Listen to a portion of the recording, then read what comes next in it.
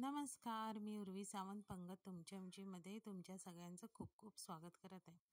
आज मी तुम्हाला हॉटेल आणि ढाब्यावर मिळणारी मेथी मटर मलाई ह्याची रेसिपी घरच्या घरी अगदी सोप्या पद्धतीने आणि झटपट कशी बनवता येईल ती मी शेअर करणार आहे. तर चला रेसिपीला सुरुवात करूया.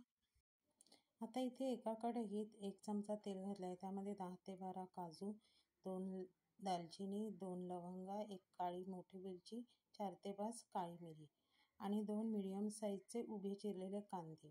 हे सगळं आपल्याला बारीक गॅसवर अगदी सोनेरी होईपर्यंत परतून घ्यायचं आहे.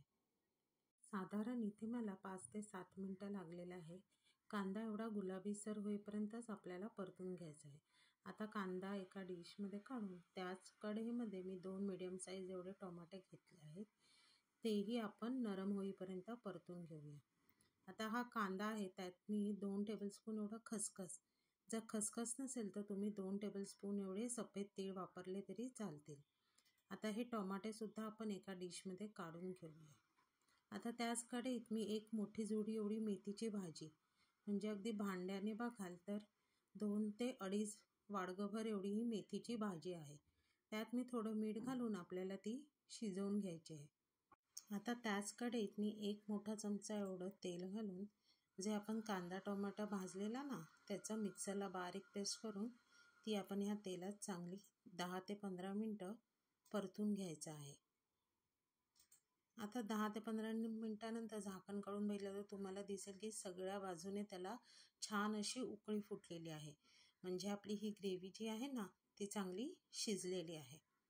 आता काय करायचं, त्याच्यात मी 2 मोठे चमचे एवढं आलं, लसूण, मिरचीची पेस्ट घातली आहे आणि त्यातच जिरे पावडर, धने पावडर, किचन किंग मसाला, काश्मीरी लाल मिरची पावडर आणि हळद, हे आपले बेसिक जे मसाले आहेत ते घालून आपल्याला मसाल्यांना तेल सुटेपर्यंत आपल्याला शिजवून घ्यायचे आहे. आता झाकण लावून हे मसाले आपण चांगले शिजवून घेऊया. आता तुम्ही बघू शकता 5 ते 7 मिनटानंतर मसालेसुद्धा छान शिजलेले आहे.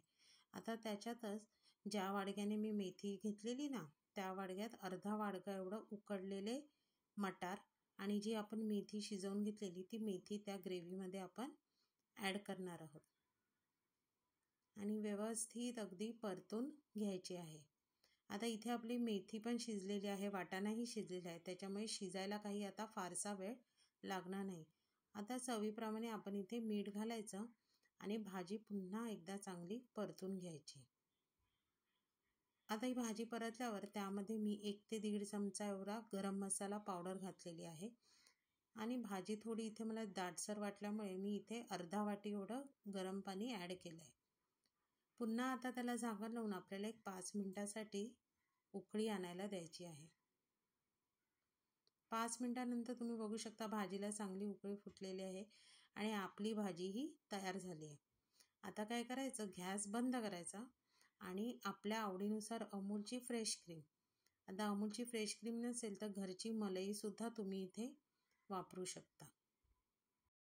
अशा प्रकारे बघा आपल्या घरच्या घरी ढाबा स्टाईल अगदी हॉटेलमध्ये मिळणारी मेथी मटर मलाई तयार झालेली आहे.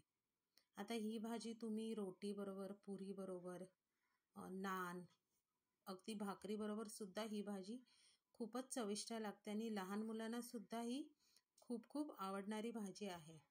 आता शेवटी काय करायचं, त्यावर फ्रेश क्रीम घालायची, म्हणजे ती आणखीन भाजी कशी आकर्षक हॉटेलसारखी दिसते. आणि जिथे तुम्ही 2 चपात्या खाता ना तिथे 4 चपात्या नक्की खाल. तर तुम्हाला माझी ही मेथी मटर मलाईची रेसिपी आवडली तर रेसिपीला लाईक करा, शेअर करा.